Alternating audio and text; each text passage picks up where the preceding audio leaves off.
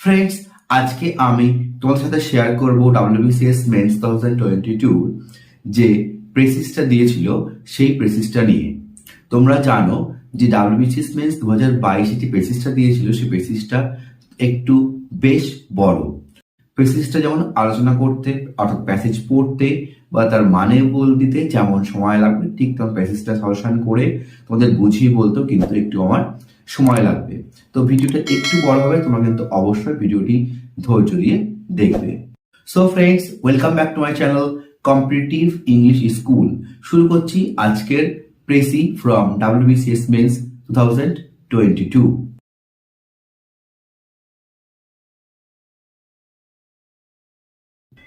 The medieval word for a poet was a maker, which indeed is the original meaning of a poet. It is one of the points in which Greek and medieval simplicity nearly touch.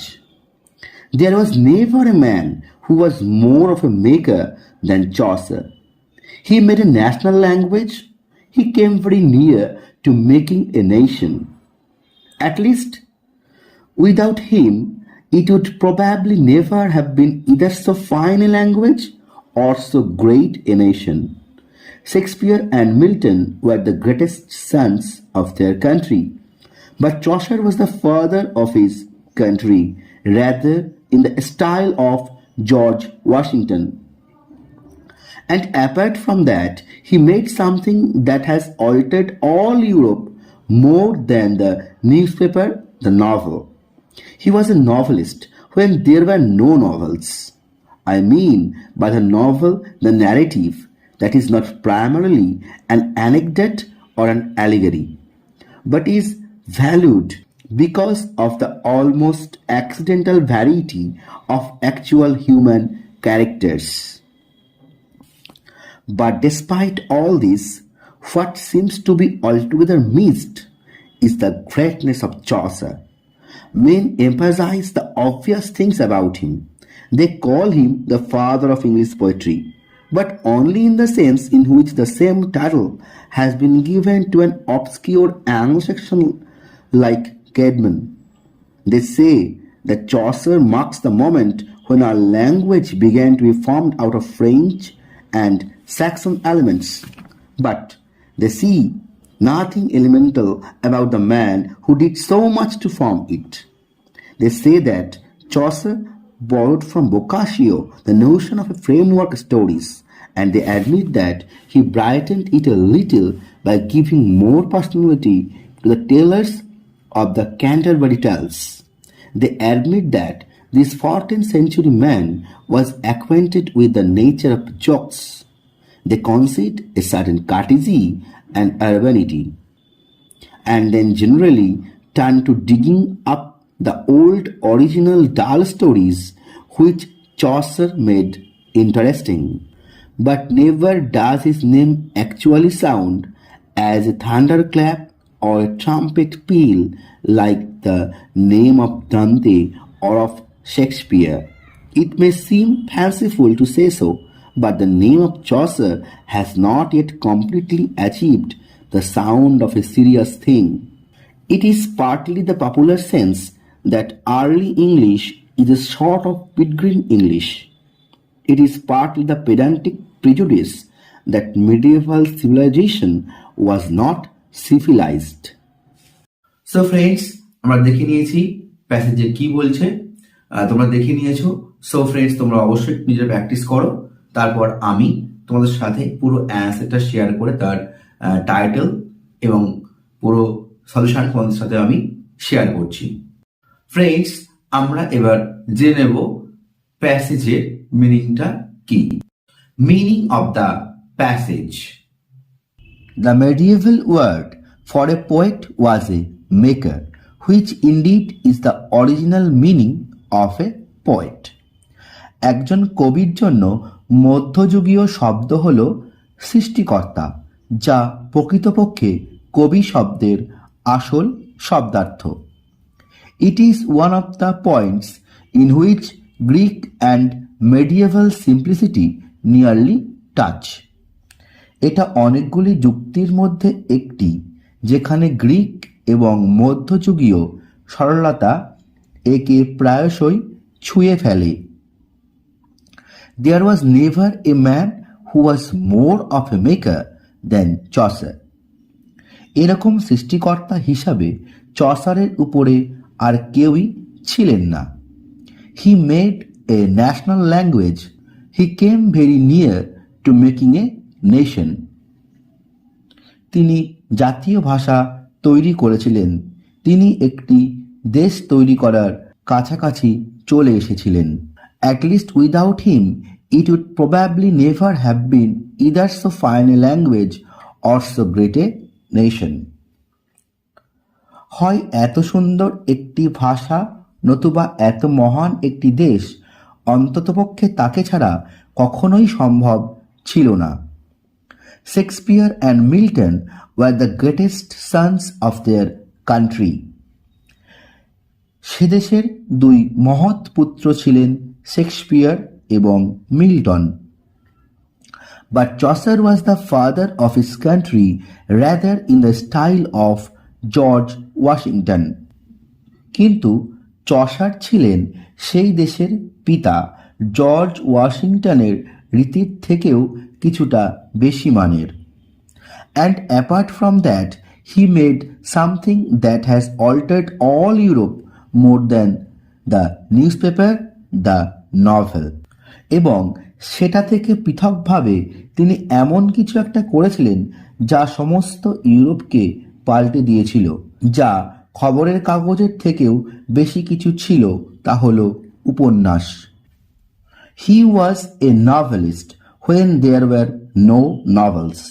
তিনি ঔপন্যাসিক ছিলেন যখন তথাকথিত কোনো উপন্যাস ছিল না।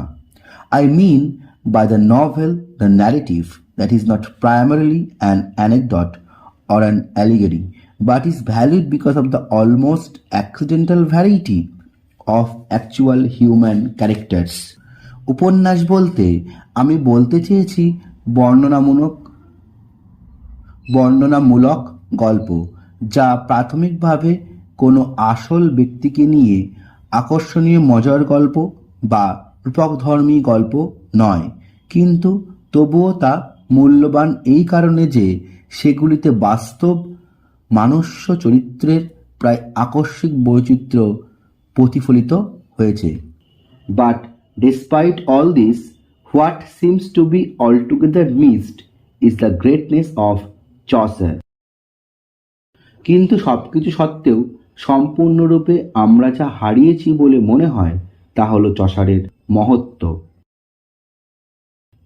Men emphasize the obvious things about him. They call him the father of English poetry, but only in the sense in which the same title has been given to an obscure Anglo-Saxon like Caedmon.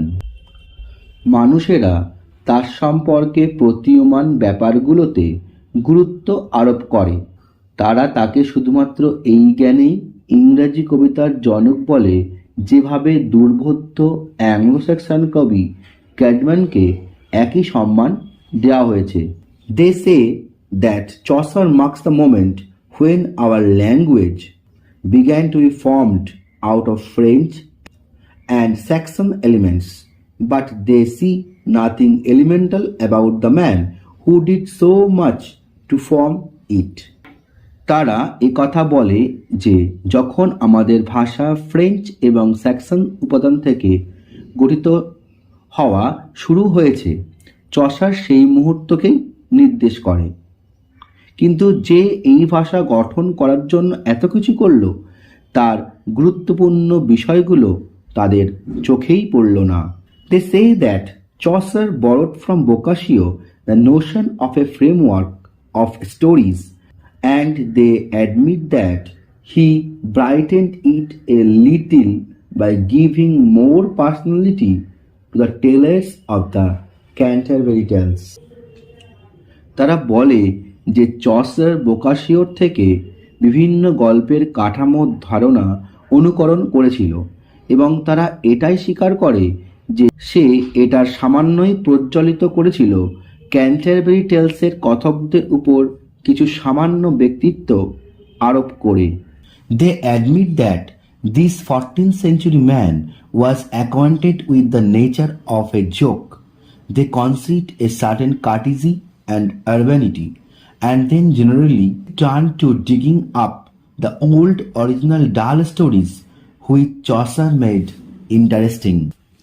তারা স্বীকার করে যে সেই চতুর্দশ শতকের মানুষটি ঠাট্টা তামাশার প্রকৃতির সাথে পরিচিত ছিলেন। তারা কিছুটা শিষ্টতা এবং মার্জিত ব্যবহার মেনে নেয় এবং তারপর স্বভাবতই পুরনো আসল একঘেয়ে গল্প মাটি খুঁড়ে বেরিয়ে আসার মতো হয়ে পড়ে, যেগুলো চসার আকর্ষণীয় করে তুলেছিল। But never does his name actually sound as a thunderclap or a trumpet peal like the name of a Dante or of Shakespeare. কিন্তু তার নাম কখনোই বজ্রতালি বা টঙ্কার নিনাদের মতো ধ্বনিত হয়নি যেমনটা হয়েছে দান্তে বা শেক্সপিয়ারের সাথে।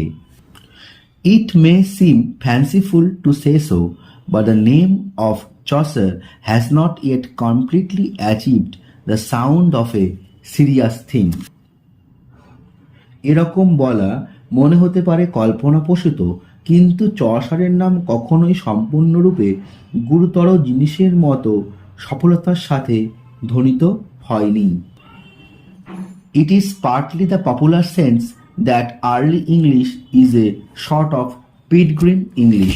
এটা আংশিকভাবে জনপ্রিয় যে প্রারম্ভিক ইংরাজি এক ধরনের পিটগ্রিম ইংরাজি। It is partly the pedantic prejudice that medieval civilization was not civilized.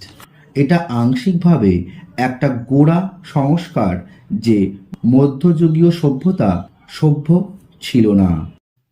So friends, আমরা দেখে নিয়েছি প্যাসেজের টোটাল মিনিংটা। এবার আমি সরাসরি চলে যাচ্ছি সলিউশনে। Solution and analysis. So friends, সলিউশনের আমি একদম ফার্স্ট সেন্টেন্সে লিখেছি, the medieval word maker fits appropriately with Chaucer for his eminence and his immense contribution to form English language and poetry as well. তাহলে মধ্যযুগীয় শব্দ মেকার মানে যে তৈরি করে, maker fits appropriately with Chaucer, চসারের সাথে পুরোপুরি ফিট করে।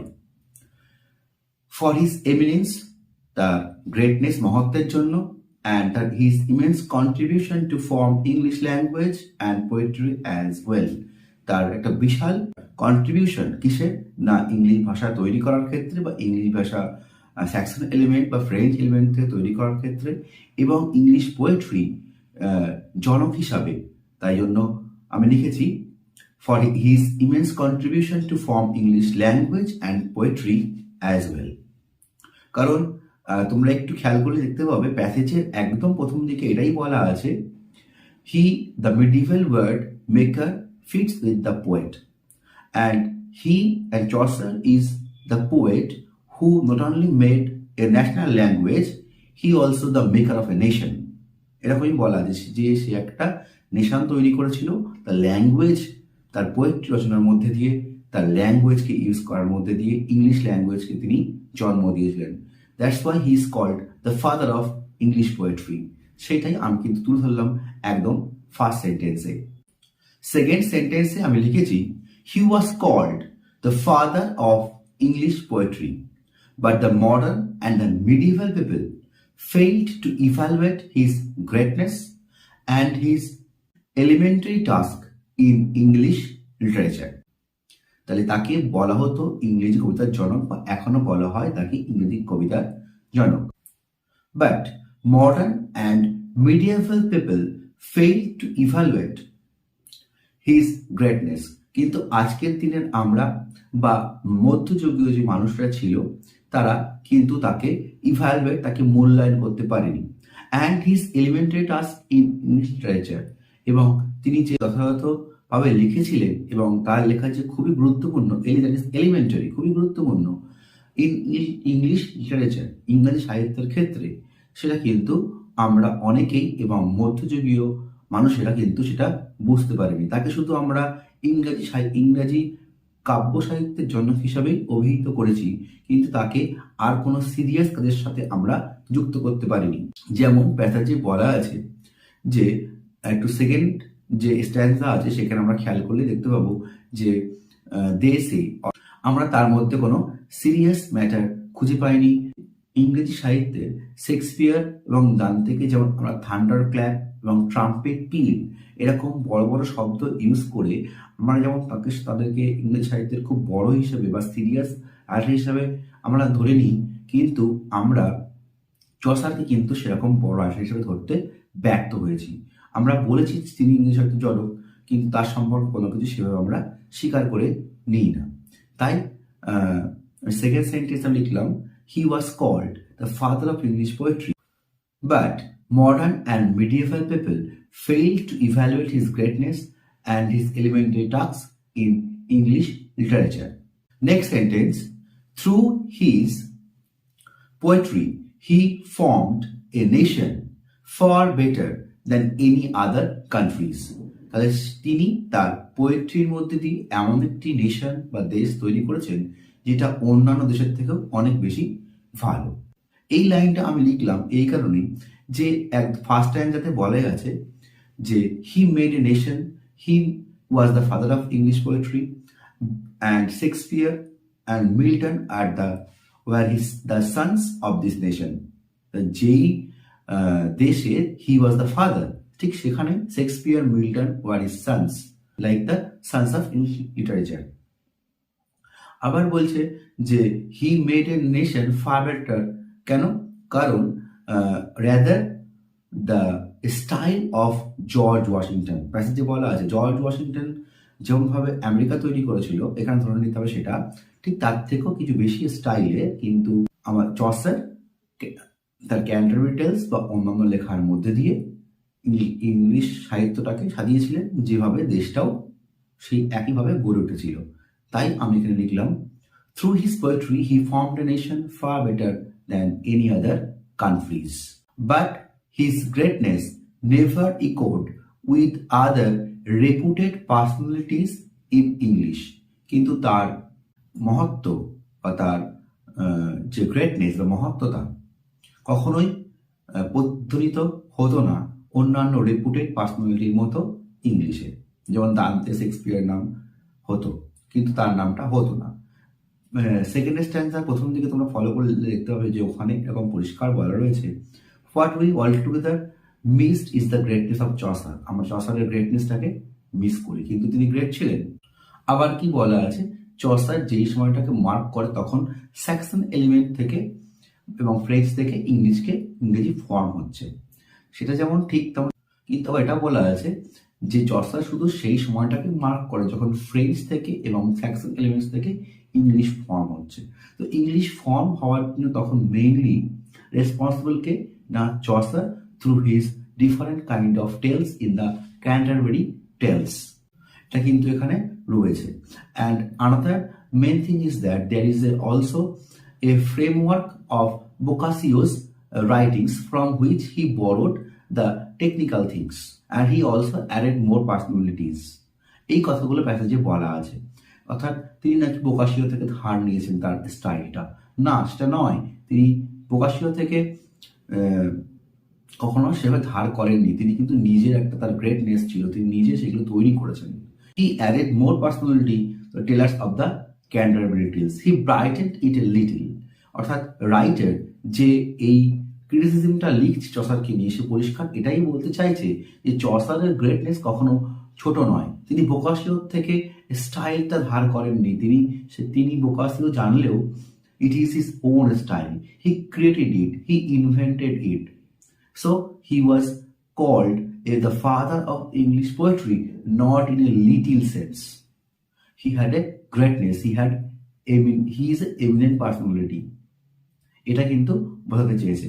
Next sentence, medieval people misjudged that he added some more flavored jokes to the digging up old stories to make it more fascinating. But the way he composed poetry seemed to be a novel when no novel came into existence.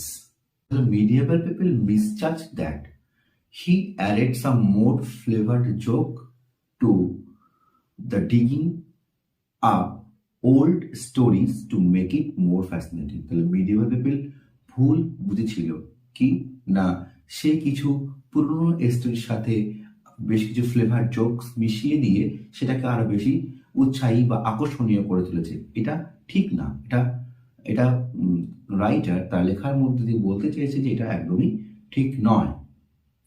And the way in which he composed poetry, তিনি যেভাবে পোয়েট্রিগুলি compose করতেন বা লিখতেন, seem to B novel, মনে হতো যেন novel, newspaper novel.